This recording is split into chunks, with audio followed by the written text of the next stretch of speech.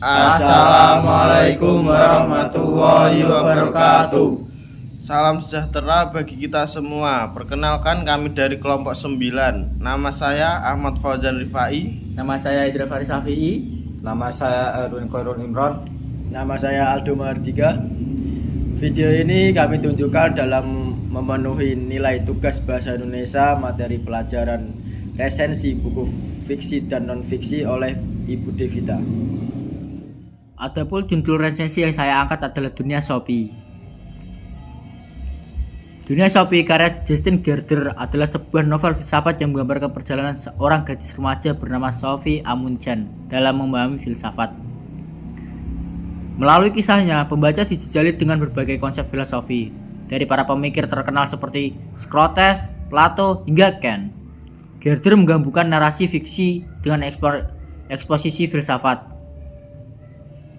Secara menarik, pembaca membuat terbawa dalam petualangan interaksi Sophie.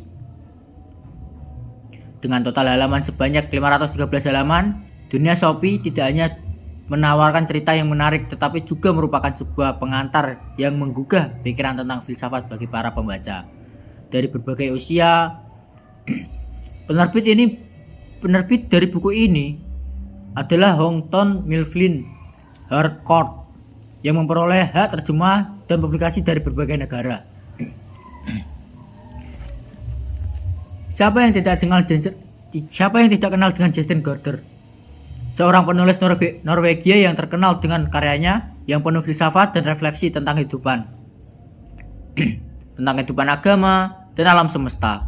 Salah satu karyawan yang paling terkenal adalah novel filosofinya Sophie is World, atau bisa disebut lain Dunia Sophie, yang menggabungkan fiksi dengan sejarah filsafat. Karya-karyanya sering mengajak pembaca untuk berpikir tentang pertanyaan-pertanyaan mendasar tentang eksistensi dan makna kehidupan.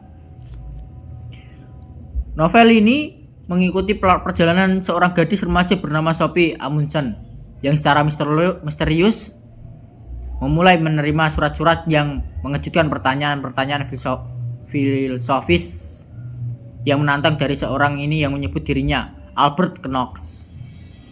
Melalui surat-surat ini, Sophie diperkenalkan pada berbagai konsep dan pemikiran filsafat dari zaman kuno hingga modern.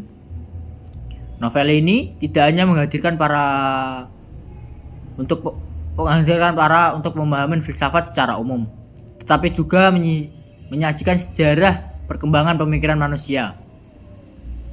Dari mulai filsafat Yunani kuno dengan Socrates, Plato, dan Aristoteles, hingga pemikiran René Descartes, Immanuel Kant, dan Friedrich Nietzsche.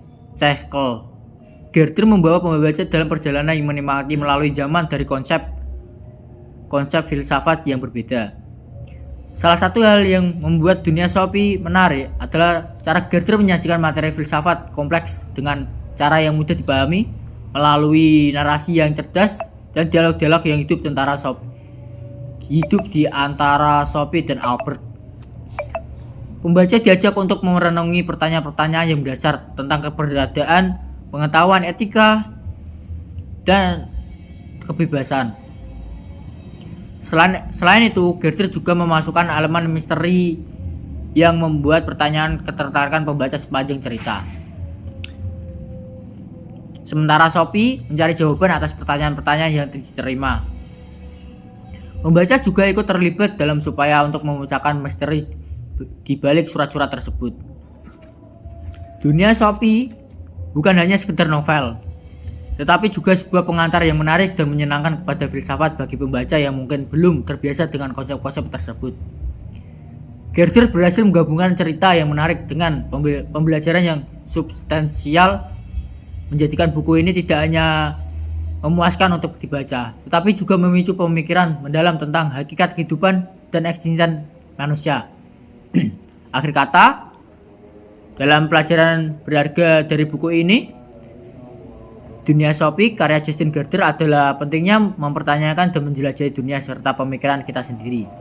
Buku ini mengajarkan tentang sejarah filsafat secara menyeluruh melalui narasi yang menarik dan menyajikan gagasan-gagasan filosofis yang mendalam tentang eksistensi pengetahuan, dan makna kehidupan.